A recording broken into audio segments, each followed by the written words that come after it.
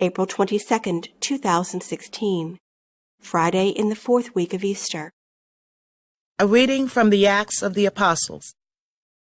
When Paul came to Antioch in Pisidia, he said in the synagogue, "My brothers, children of the family of Abraham, and those others among you who are God-fearing, to us this word of salvation has been sent. The inhabitants of Jerusalem and their leaders failed to recognize him, and by condemning him they fulfilled the oracles of the prophets that are read Sabbath after Sabbath. For even though they found no grounds for a death sentence, they asked Pilate to have him put to death. And when they had accomplished all that was written about him, they took him down from the tree and placed him in a tomb. But God raised him from the dead, and for many days he appeared to those who had come up with him from Galilee to Jerusalem. These are now his witnesses before the people. We ourselves are proclaiming this good news to you, that what God promised our fathers, he has brought to fulfillment for us, their children, by raising up Jesus. As it is written in the second Psalm, 'You are my son, this day I have begotten you.'" The word of the Lord.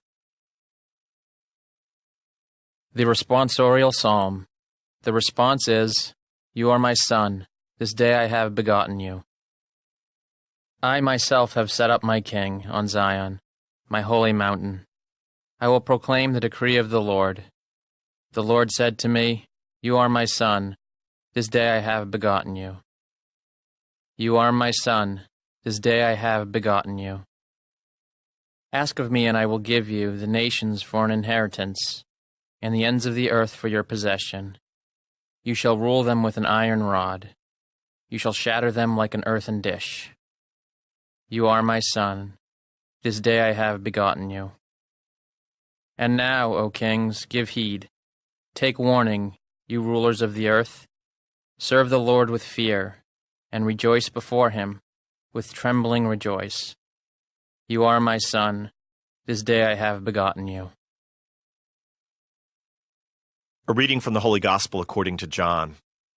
Jesus said to his disciples, "Do not let your hearts be troubled. You have faith in God.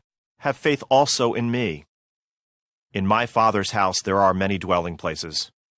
If there were not, would I have told you that I am going to prepare a place for you?